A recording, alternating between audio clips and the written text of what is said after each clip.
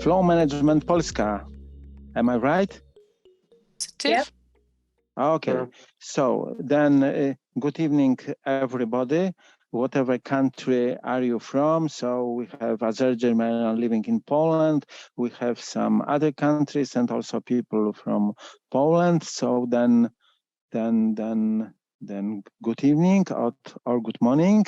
So this is the seventh meeting of the Flow Management Polska. We have here our special guest, so Karolina. Karolina will take the baton in a moment. So the title of Karolina's presentation is What I Learned About the Business Agility. After, and you can read the second part of the title. And as usual at the beginning, so the agenda. So it's very simple. So good evening, who we are and from. So in the moment, I will start a survey, maybe in a moment. Then a flow management community, just one word and one slide, and there the key part of the presentation, key part of the event. So Karolina.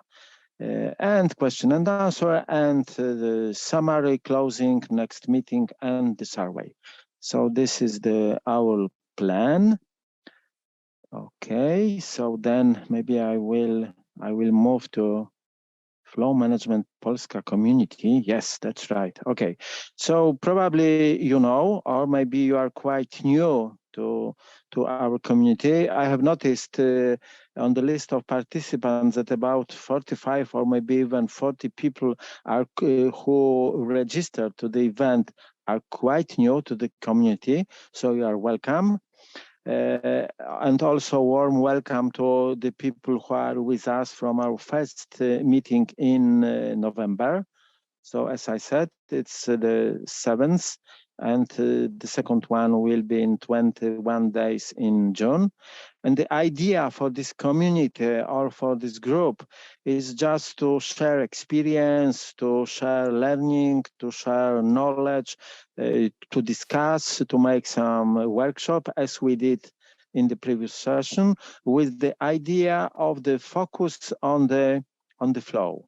So the idea is that this experience, this knowledge, this information will enable all of us to have our experience in our teams and in our companies, flow of value, also flow of products and services, also information flow, and not to forget about also psychological flow. How to do this? Well, those of you who are with us sometime already know that our key word or the buzzword is the flow management as the title of the community. And lately we are adding something, maybe Karolina will be also talking about it. So flow management and scale. And what's the flow management and scale? Probably it will be a good topic for the discussion after the presentation or maybe on our next meeting.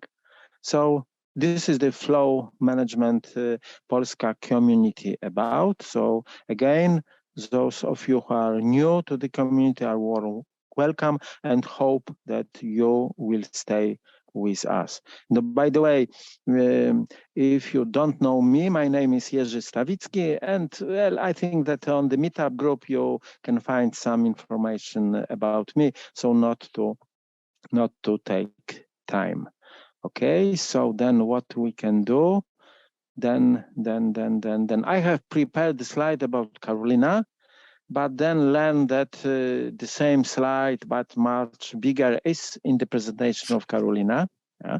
So then I will just say, welcome, Karolina. It's a great pleasure of our group of people in Poland to have you in this 7th meeting. So warm welcome to you. Karolina is the head of partnership at Kanbanize, and in the moment she will say much more. Okay, so then I will stop the this presentation, and then start just a moment, please, because now I will start the poll.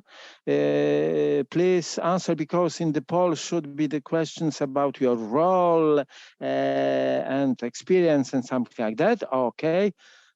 So magic happens. I am talking and the poll is appearing on the screen. So it will have just a few questions. So yeah, this is the role, and that's all. I think maybe that's all. Okay. So please answer who you are. Agile coaches, project managers. Half of you are project managers, others. And what about these presidents, members of the management board? Oh, hopefully on the next meeting, somebody from this group will join us. Till now we have 52 answers. Let's aim at least for 70. 58. Still 12 points are missing. Oh, fantastic. 70, 76. Perfect. Okay, maybe we can reach even 80. So, and let's maybe comment on the industries we have. So I see we have architecture, construction, engineering, banking, IT. So variety of them. Okay, if different. Oh, so two different. So if you just answer other in the first question and other in the third question, would you please would you please give the details of your answer in the chat, please, so then we can add these branches of the roles to our survey in the future. Okay. IT services, telecom is leading, and just one last look at the roles. Project managers, agile coach, and scrum masters, and other are 40. Oh, sounds really interesting. So I am curious to learn what the other means. Okay, so please reveal this fact in the chat. Okay, so then I understand that we know a little bit about us. We have the idea that when Karolina will be talking about her experiences, so you can ask the question on chat. We in our team will take care about this question, so to have them in a grouped way, so just not to strike and Karolina from this topic and other topics. So hopefully it will be a little bit structured. But how it will be the final result, well, we'll see. Okay, so then I will stop the poll. Yeah, how many? 93 participants. Perfect. Okay. Fine. Okay. So then again, Karolina, you are warm welcome. The stage is yours, and the show starts really now. Thank you. Can you just confirm you can see my screen? Yes, we have. We can see the screen. Perfect. And now it's Okay, thanks. Better. Perfect. Okay. Yeah, dobry wieczór from me as well, everyone. Nice to meet you, and it's a pleasure to be participant in this edition of your meetup.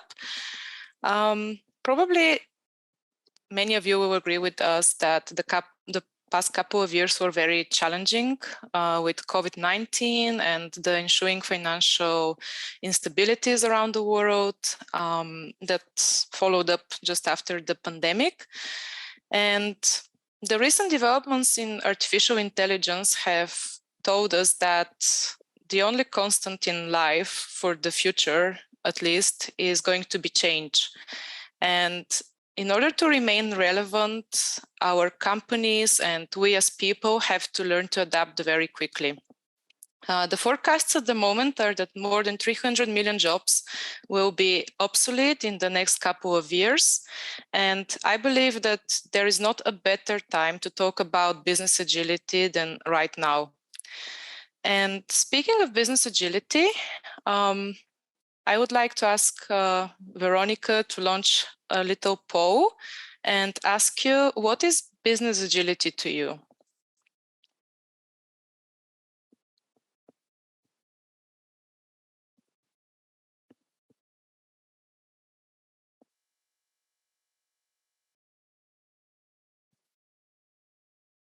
Can everybody see the poll question?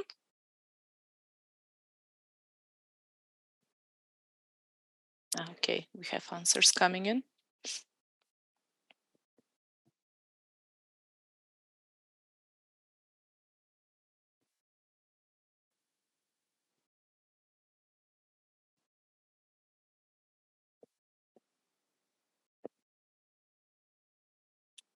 Maybe we'll allow a few more minutes.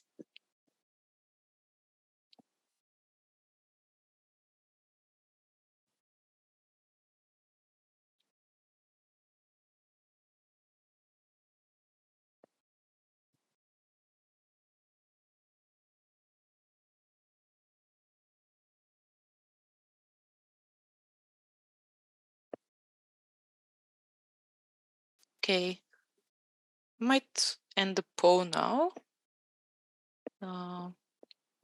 Just allow a few more seconds if somebody's typing.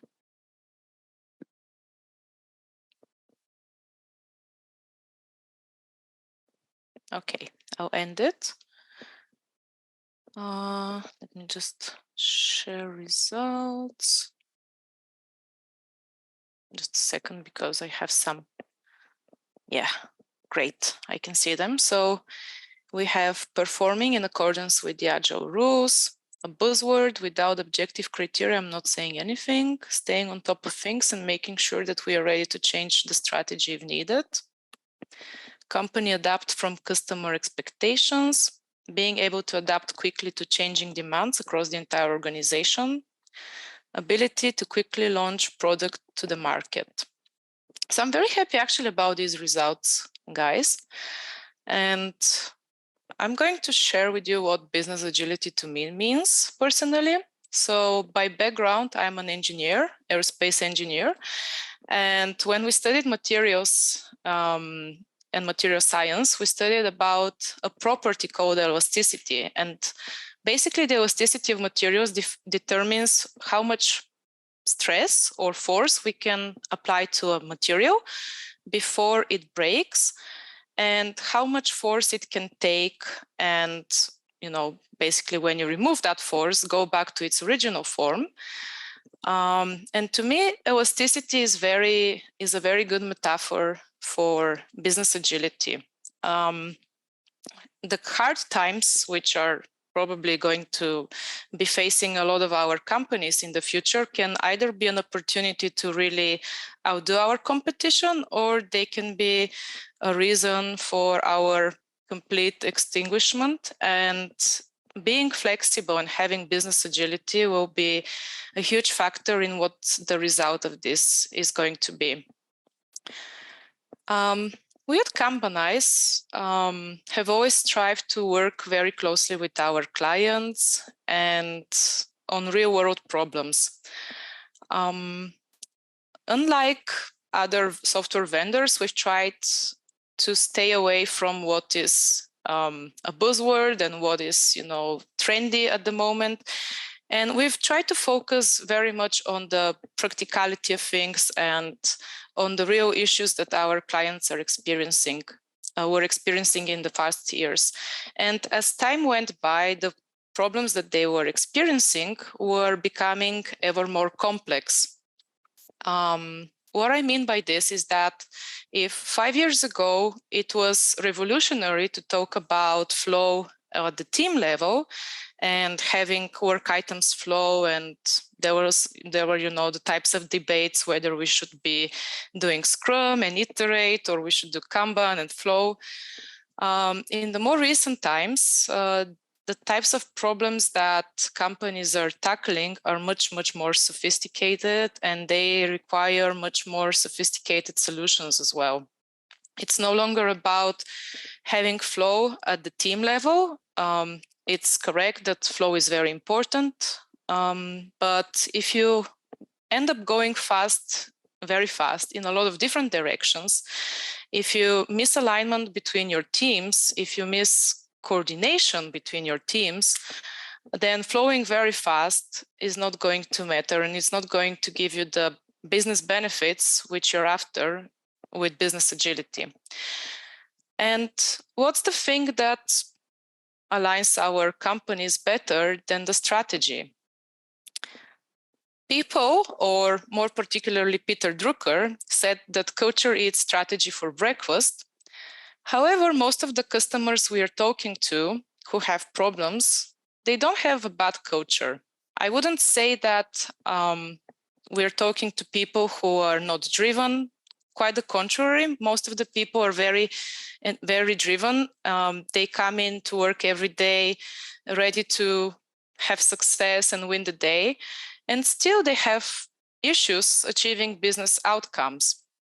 And when we started digging deeper with our clients, the presentation and the title of the presentation was about Fortune 100, but we actually work very closely with all types of clients, all types of sizes, and we learn from all of them very good things, which I'm going to share with you in the following presentation as well. But what we have identified is that actually it's not the culture inside the organization which prevents the company from being agile. It's quite often the problem with the execution of the strategy and the lack of flow, however, the lack of flow across the entire organization. And strategy and execution are really two things, two sides of the same coin. They cannot go, separately. You cannot have strategy as something which is written on a PowerPoint, something which is like a 5-year plan in the heads of the leadership team. Strategy has to be something that the entire company needs to understand, breathe, execute, and give feedback to the leadership to.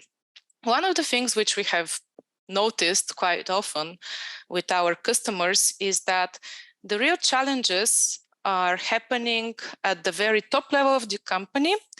And even if the teams and the coordination levels between the teams have WIP limits, on project level, on portfolio level, and so on, if you don't have focus at the very top of the organization, at the strategic level, if you have too many things in flight on the strategic level, it basically crumbles down, and it basically leads to overburdening of all the teams, no matter how much they are practicing flow.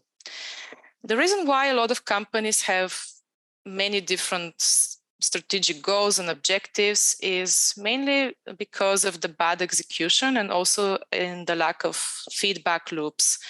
And actually, this is something that we have also lived in Kanbanize, and hopefully with the lessons we have learned that I'm going to share with you, we're going to help you not go down the same pathway and maybe come to realize what we have come to realize much faster. And also in the coming years, with all the changes that are facing us, we believe that having very long plans for your strategy is just going to be very slow. You have to be present, you have to be able to pivot very fast, and you have to react accordingly to the situation in the outside world very, very quickly. As Jerzy presented me, my name is Karolina Dacheva. Currently, I'm the head of partnerships at Kanbanize. I've worked with some of our largest customers, and if you don't know what Kanbanize is, we are a software company that offers a solution for lean portfolio and strategy execution at scale. Formerly, I worked for some time in the aerospace industry, and just to give you an example with that particular industry, because it's quite notorious for things to take ages, for strategic objectives and goals to be, there are always these 5 or 10-year plans and so on and so forth, because this type of industry was very complacent that the barrier to entry is very high. The product that they're making is so complex that, there is hardly any chance that there will be any competition. With the speed with which AI keeps getting better, however, who is to say that there will not be, some artificial intelligence mind that is going to figure out a completely new type of transportation and wipe out the entire industry. So we have to be humble, and we have to remember to remain relevant. A little bit more about our company, just to give you a perspective where we're coming from. We have quite a vast experience from our first days with Lean and Kanban. It's the very ingredient that made us the company we are today. Following Lean principles and the Lean startup methodology and the Kanban method has helped us win a lot of awards. The most recent one from the Lean Institute for Lean software development, product development. However, our biggest successes and what really motivates us to keep pushing the boundaries of what a software that allows companies to manage their strategy, manage their portfolios of projects and work is the successes of our clients. Just a couple of months ago, our client Schlenk won the award for Bavarian Innovation. It's an award that is handed out every 2 years to companies in the Bavarian region, and this was the first time that a company from a chemical engineering background won this type of award. The achievement that they marked was that they managed to release a new product line, their innovative pigments Zenexu, in just 4 years, where the industry standard is 15 years. And they came to share with us this success because they said that they all owned this success very much to the Kanban methodology, to flow and Kanbanize. But the way that these guys were doing flow was very innovative. They were one of the first clients of ours who started introducing flow across the entire organization, also at the strategy level. And this to us is the biggest testimonial that our mission to free up time for our customers to have more of it to do innovation is really worth it. And in the next couple of minutes, I'm going to share with you how similar companies achieved this by giving you an example with our very own company, Kanbanize.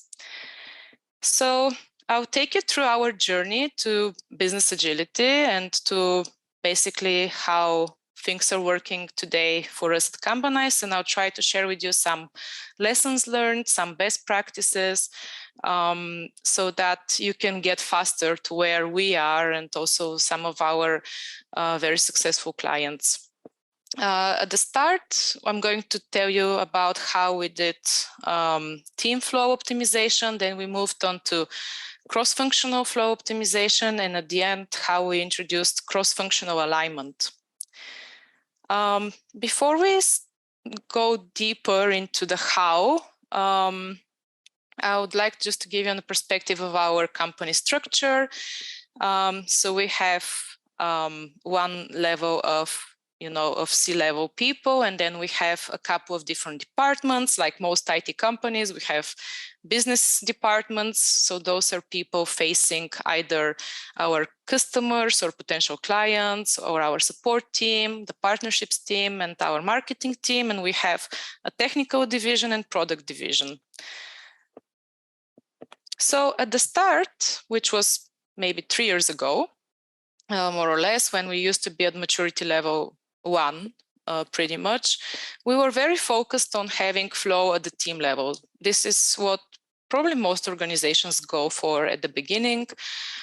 So how we did this is we introduced WIP limits on the workflow level, so on the team level, the team activities that are happening. And we then progressively also started working on limiting the work in progress that we have on our projects. But again, we're talking here about single teams. We were still focusing only on the team level. So most of you probably know about flow already if you are participants in this type of event. But if you're completely new to this concept, just a brief explanation of how it works. Basically, flow management talks about limiting how many items you're working on at the same time. And this diagram here is a representation of what it looks like to have WIP limits. So making sure that you focus on finishing one activity before you move on to the next activity, and what it looks like when people are multitasking. So as you will notice, if we just do in sequence task A and then task B and then task C, we can finish them more or less, in 28 minutes, all of them. But if we keep multitasking and switching our context and our focus from one activity to another, there is a time depth which we are paying, to recalibrate, to remember what we were doing before we stopped doing the activity and moved on to another thing. And as you notice, when we are doing this multitasking, all activities end up being very late. So pretty much the first task ends up being completed around the same time as the last activity, if we were just applying WIP limits, and everything basically ends up being late. So back to our own example in Kanbanize, we firstly focused on making sure that people are focused, that they work on single activities before they move on to the next one. So applying, almost like personal WIP limits of 1 per person. And as a result, we had on our team workflow level, we had 95% of our items completed within 4 days, with some exceptions, of course. But still, this was very good results for us. And around the same time, we started looking at also, what are the bottlenecks in our workflow, studying what are the sources of delay, for these activities, which were, taking longer than 4 days. And we established that this was pretty much in our external dependencies. Again, back at the day, we were still focusing very much on our own team performance, okay? The next thing we did in our team was to look at how many things we have in progress when it comes to the projects or initiatives we are working on. So back in 2020, 2021, we were still using something called a timeline in Kanbanize to visualize the projects we have in flight. It looks a little bit like a Gantt chart, but it behaves a little bit differently. But what is important to take away from this picture is that pretty much until March 2021, we used to have a lot of projects in flight at the same time. You can see this here by the number of rows we have, and they used to take a very long time, which you can also very much visually see on the timeline. And after this point in time, we started introducing WIP limits on our project level so that we can reduce the amount of time it takes to complete a certain project. And the results that we had were pretty easy to spot when you're looking at our cycle time. So this is what used to be before we started introducing WIP limits on the project level, on the initiatives level.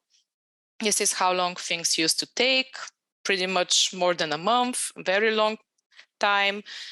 And then we started speeding up the delivery as we started working more focused on just one or two at a time projects.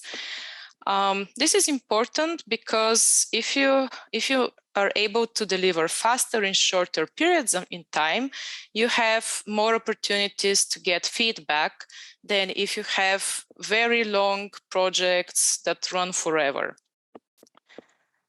At the same time, our board that I showed you a little bit earlier, this was the timeline that we used to use, and we started introducing also OKRs on the board. And OKRs stands for Objectives and Key Results.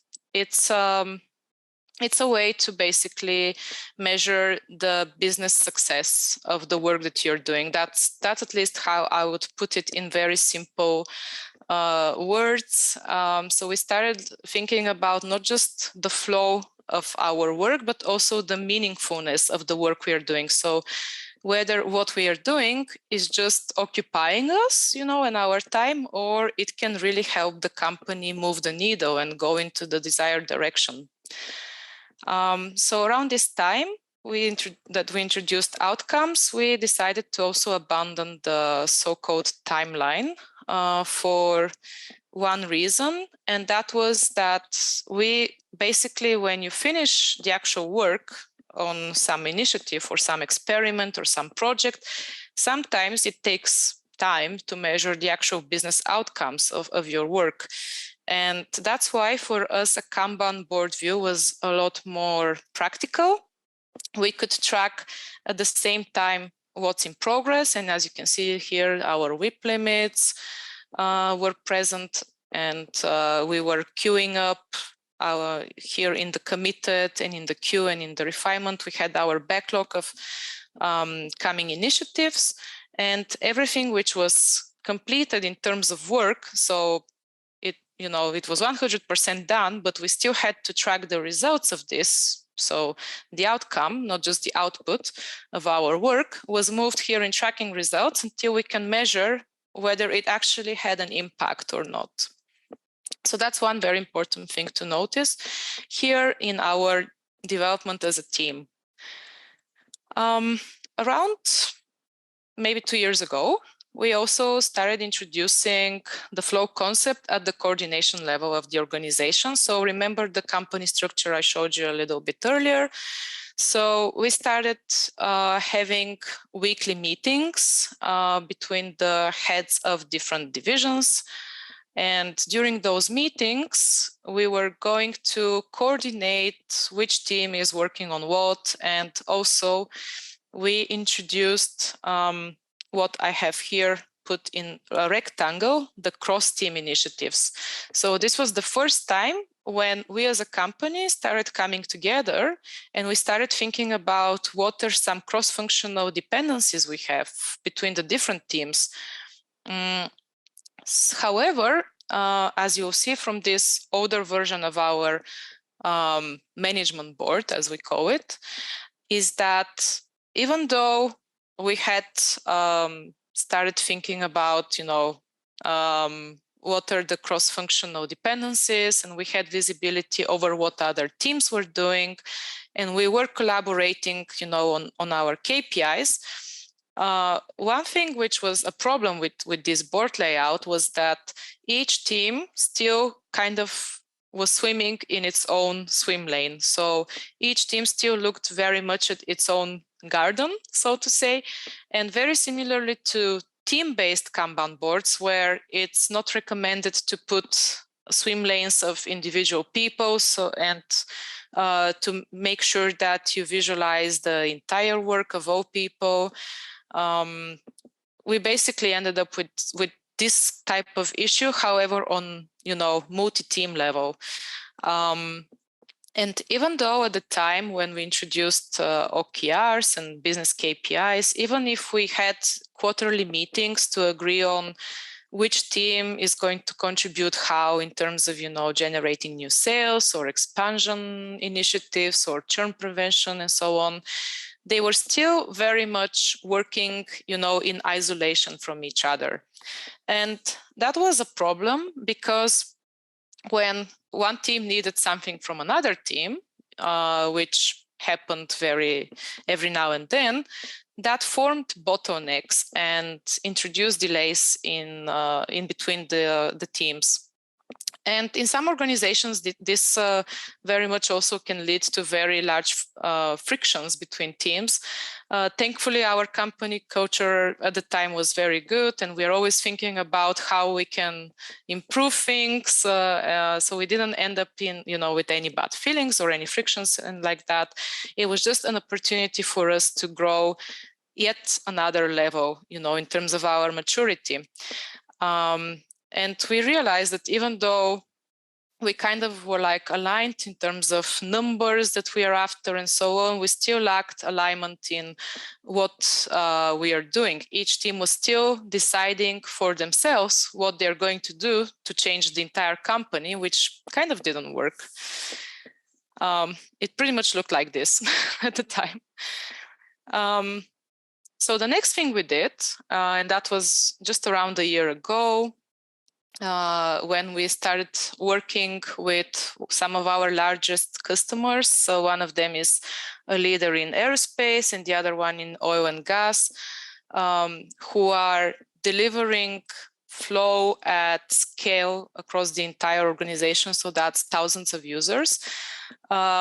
Working with them, getting their feedback on what works, what doesn't work in terms of business agility at such a large scale, we actually also picked up some things which we could implement in our own company. And that's around the time we also restructured our management board, the board where we are visualizing our business objectives, our outcomes. And as you'll notice, we simplified quite a bit from the first version.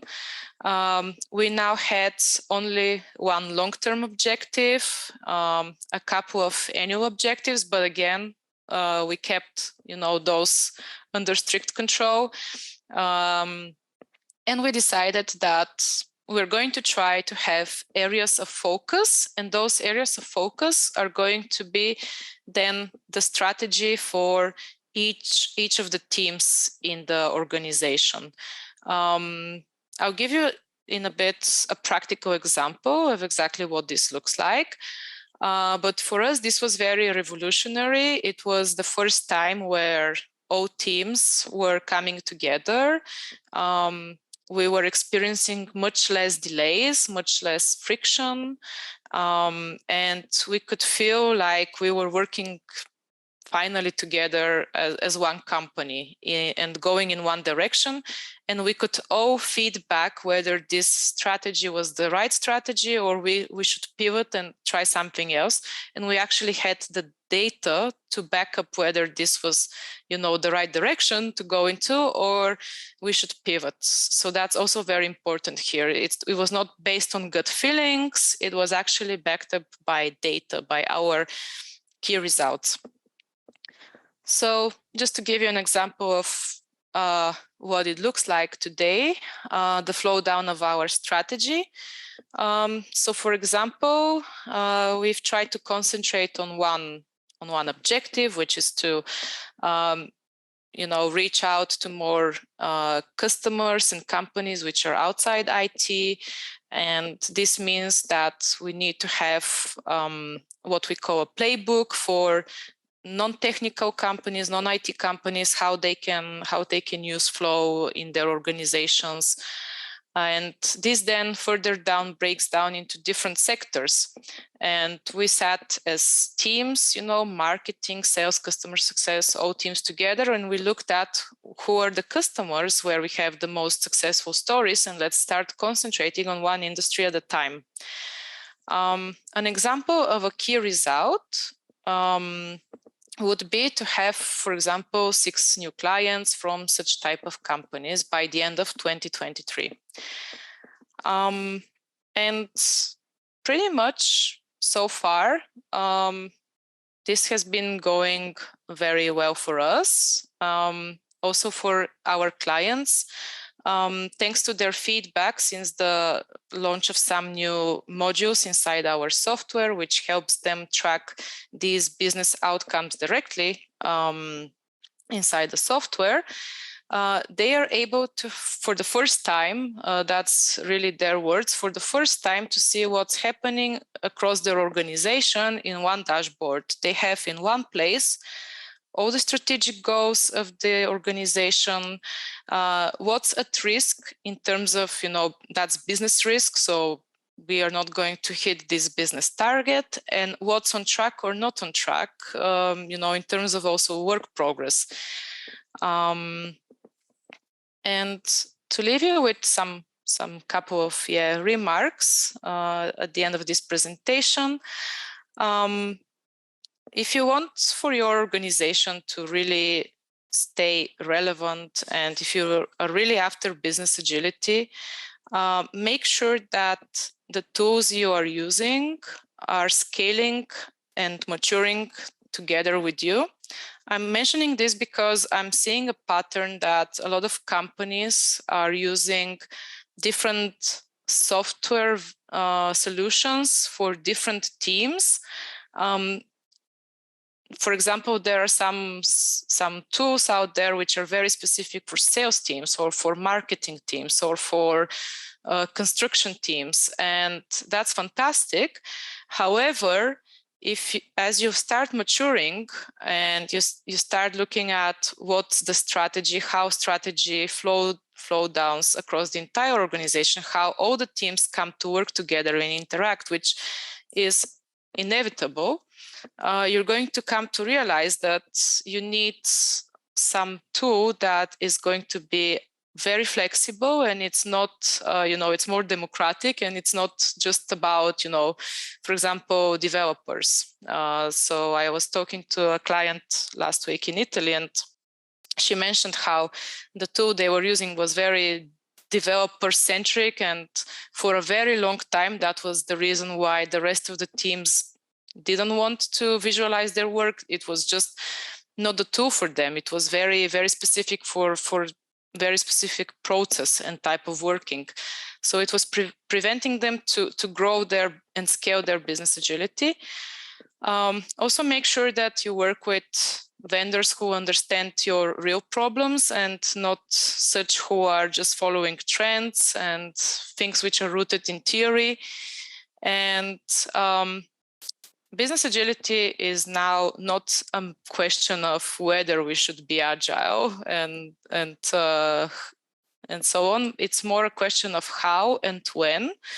And the sooner, the better would be my answer. And how? I would give you my personal advice here, and it's that you have to do some exploration.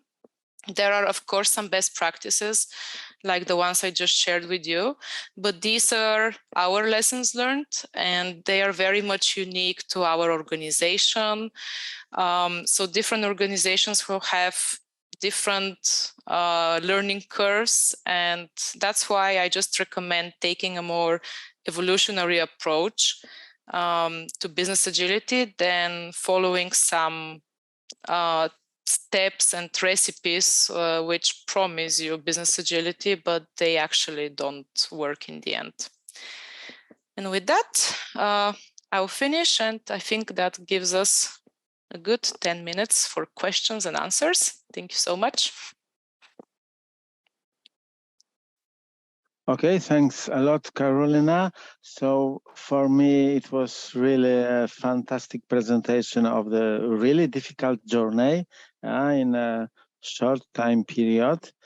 I will check the situation on the chat if we will have any question, and for now I don't see any. So maybe I will start and think that also the other participants will follow my traces. And my question would be the following. because you presented the steps of changes, yeah. So WIP limits on the team level, then switching to more of the coordination between the team, and then adding this strategy level with OKRs. So based on your experience, which of these changes to which level was the most difficult, and why? I think that, you know, when it was about flow on a team level, it was quite easy. However, it was easy to implement, but not easy to, let's say, abide by our WIP limits, especially on initiatives level, because as you know, new strategic initiatives were pushed. Okay, we are back on. Hi, Jerzy. Okay. Okay. Something is happening, but now I'm back from the long journey. Happened. Okay. Do we have any other questions? Yes, in I the have meantime? one. I have one. Karolina. Karolina, yes. Okay. Within Kanbanize, do you support any kind of statistical or mathematical models of risk management? For example, ARIMA, Monte Carlo, linear regression, or similar? All of them, yeah. Monte Carlo is used for forecasting how many items you can finish by a certain period of time for individual items. Or also we have a more sophisticated Monte Carlo on the project level, initiatives level. So it basically is used to forecast when your project is going to be finished based on the linked activities. We call them children in Kanbanize, and basically how many activities there are to be finished. So it's looking right and top of the activities which are to be done. And then for this, the last slide which I shared with outcomes for these kind of dashboards. So it basically says whether something is at risk or not, based on linear regression. I believe, if I'm not mistaken. Okay. So it calculates basically based on how your outcomes are performing in time. It gives you a forecast of whether you're going to be able to meet the specific outcome. So there are models for, you know, forecasting the output and the outcome of work. Sure do. Thank you. Okay, I have a question. I wonder if you have any insights, any feedback from your customers about, let's say, how much time people need to spend on your tool versus how much time they spend on working and producing value. You know what I mean? We always we need tools to help us to improve the flow.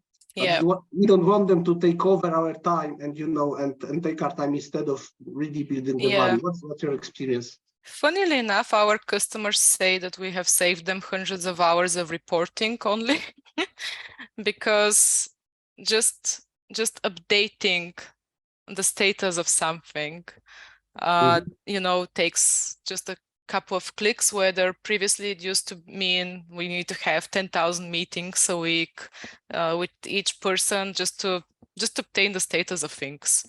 And I was previously part of a team in Rolls-Royce where we actually introduced digital Kanban solution. And at the time, I noticed how the team manager was spending most of his time just talking with each member one-on-one every day just to obtain status about the work. And at the moment we introduced a digital Kanban system, we removed all of these meetings from his diary, which pretty much allowed him to finally do the job of a team leader and remove blockers and not be a status update person. So that's one thing. The other thing is that we have customers who have reported that they've saved, that's quote unquote 20 million just from using the software and all the improvement projects that it's powering inside their organization. But yeah, one of the big things that most of our customers are really happy about is how much time they save on reporting. It saves them days, every month, but it amounts to a lot of days in the year, in the end of the day, just on status reporting. Okay, got it. Okay, thanks. Do you have any other question to Karolina? Yeah, might be a second one. Oh. When, for example, when it comes to Jira, you have this kind of market for third-party scripts, like Script Runner. Do you have the same for Kanbanize? For example, can I write my own scripts in Python?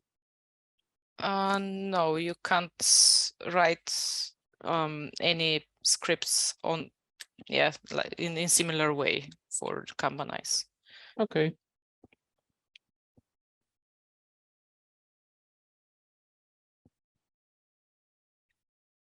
And any other questions?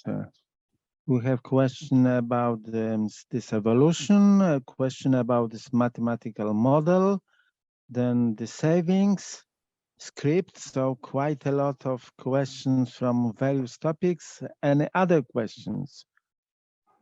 Maybe you would like Karolina to share some additional thoughts.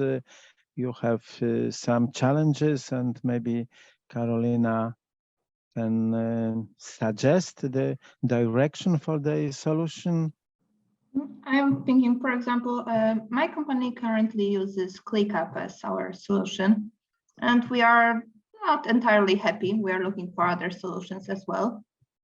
So my question would be, what is like the difference between the standard programs for project management, let's say, and flow management, and what you are proposing? Because from what I have seen, the Kanbanize shows most of the same features that other companies have right now.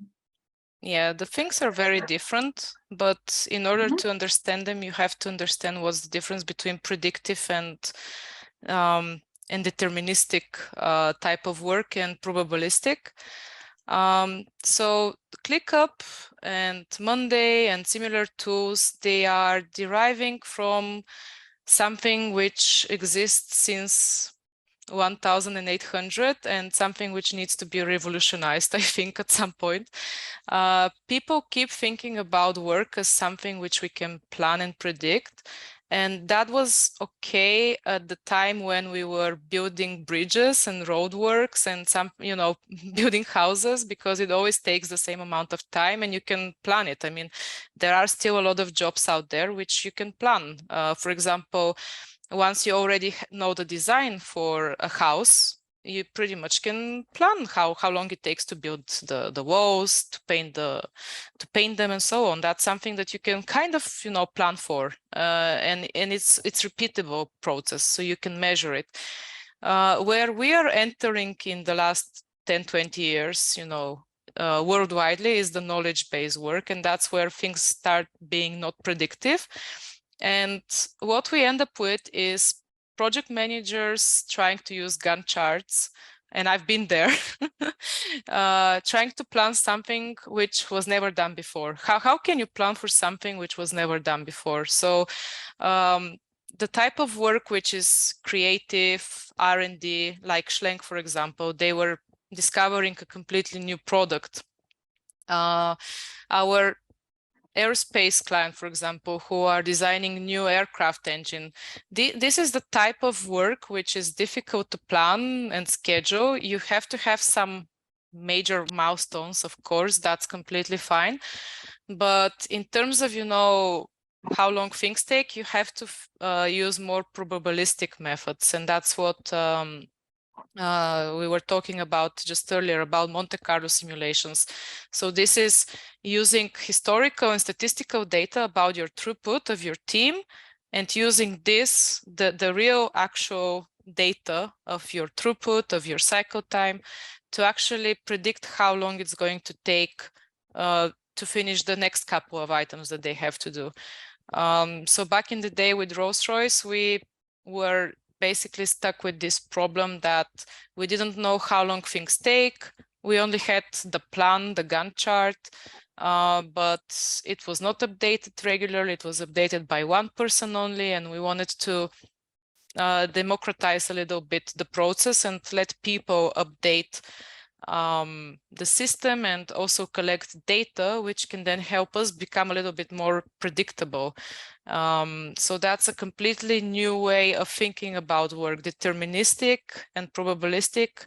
I recommend reading a little bit more about this. Also, maybe on our blog, we have a lot of articles about probabilistic and deterministic thinking and forecasting and so on. But yeah, to answer in short your question, Monday, ClickUp, those are tools which are assuming that you know how long things are going to take, whereas tools like Kanbanize, they are going to help you with work which is not predictable, to make it a little bit more predictable. Great, that's actually super helpful. Thanks for that. And I have actually already found on your website the guide to Kanban with project management. So yeah, thanks for that. Yeah, on the one question in the chat about velocity, velocity is very much, again, assumptions of people, because velocity is derived from, I assume that something is 5 points, another thing is 6 points, but it's still an assumption. And there are a lot of studies now, even for Scrum teams, showing how using flow metrics, it can help you predict how many, for example, user stories you can fit in a sprint much better than using velocity, because velocity is still deterministic way of thinking. But you're not using days, you're using points, but still it depends on who is the person who makes the assumption. And also, by talking to our clients, one of the things that they very often realize is that the estimations people usually give for how hard is something or how long it's going to take, that's usually, people think about things in terms, okay, if I sit and I do this and I do only this, it's going to take me 5 hours. But the reality is that things sit in queues very long times, and people don't account for that. And most of our clients say that for single item, people usually give them discrepancies of 2 weeks. So they don't account for how long things wait, you know, in queues, how long they wait in handovers between different teams and so on. So actually most of your work, that's called flow efficiency, most of your work sits and waits on somebody to be picked up. The actual time it takes to complete it is not an issue, and people can be probably very sincere and accurate, but yeah. And okay, we had another question: which regular meeting points you have with the weekly between level 1 and level 2? Yeah, so we still kept our weekly cadences of meetings, to be honest, but that's because our company structure is very flat, and we only have 3 levels, you know, of coordination.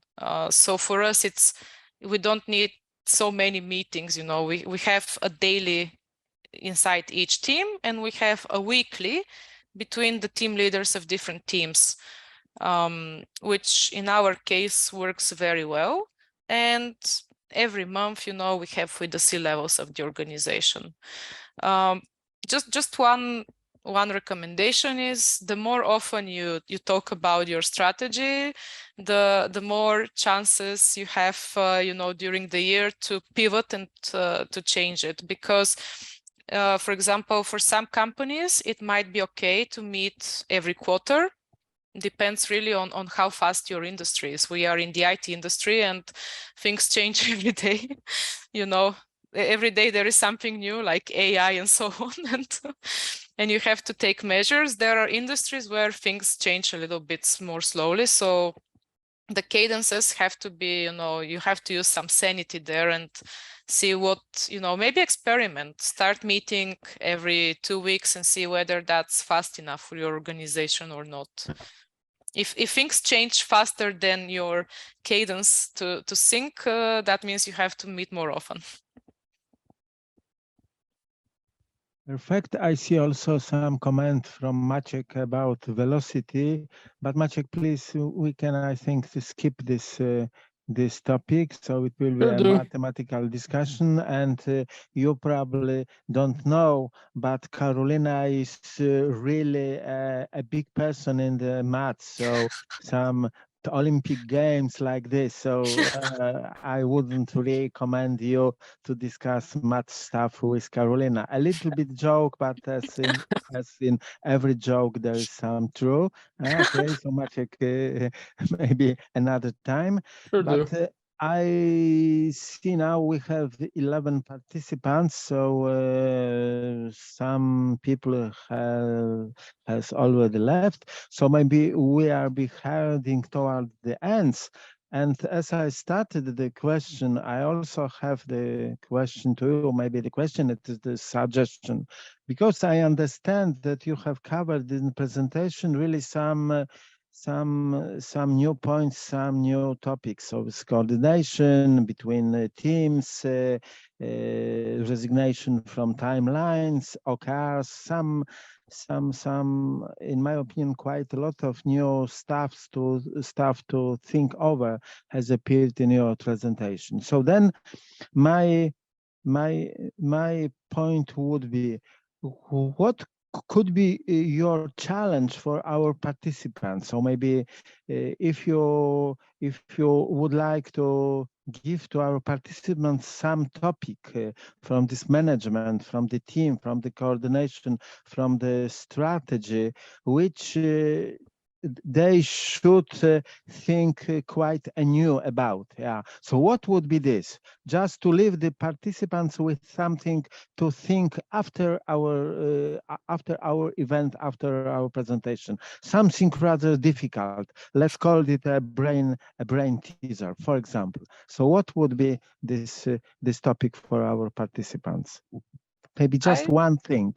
I always say to people, just when they go back to their workplace, to think about whether what they do on a daily basis impacts in some way their company strategy, and how, and if they feel like what they're doing on a daily basis is relevant to the strategy of the organization.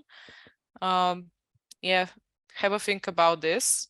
I know that a lot of times when I ask clients if they know what the strategy of their company is, sometimes the answer is no. So yeah, that would be one thing which maybe is good to reflect on after this meeting. And if it's not present in your organization, maybe to ask management why it's like that. Really a good point. I love it, truly speaking. Fantastic stuff. Okay, and maybe there are really last-minute questions from you, ladies and gentlemen. Not a question, but a comment to what you just said about knowing the strategy. How could they know the strategy if they don't know their vision and mission first? It's very important that the leader defines the reality. That's the signature of our CEO. The leader should define the reality of the company. And also share it with their people, not keep it for themselves only, yeah? Yeah, and also be open to feedback if the strategy is good. True. Yeah. Sounds that it could be quite another topic for a discussion. Maybe we'll organize such a discussion after holidays. So if I don't see any more questions? So first of all, I would like to say many thanks, Karolina, for really inspiring presentation with a lot of ideas. And please really think about your impact on the strategy, as Karolina suggested a minute ago. So Karolina, thanks a lot. It was really fantastic. Fine. So I understand that you can share with us the presentation, so we can put somewhere in our archive as a meetup, so you can come back to it and think more after the presentation. So okay, so we will arrange, and the information about where the presentation will be put will appear on the meetup. So once again, many thanks that you have been with us. I think that, well, it's nearly all. It's nearly because, first of all, I would like just to announce that the last our event before holidays will take place on the June 20th. So it will be Tuesday this time, and our special guest, so we know the special guest also in the last event, would be Jonathan Smart, author of the approach and the book Business Value: Sooner, Safer, Happier. And surprise, surprise, he will also be talking about the flow, about the coordination, maybe from the a little bit different perspective, and based on his experience mainly in the Barclays Bank. So you are warmly welcome. The information will appear on the meetup soon, probably tomorrow, latest by Friday. So June 20th, Jonathan Smart, Business Values: Sooner, Safer, Happier, with help of flow management, of course. Yeah, and I think that's all for today. So thanks a lot. And really the last point would be that if you say goodbye to this event, yeah, you leave this event, so you will find a survey. So please again, please fill the survey, because it's really the feedback for us. We plan some new stuff for preparation after the holidays. So any feedback, any ideas, any suggestion would be of great help for us in Flow Management Polska Meetup. And now this is the time for saying goodbye to all. Thanks a lot and goodbye. Thank you. Bye-bye. Have a good It's a evening. great event. Thanks a lot. Goodbye. Thank you. Bye-bye.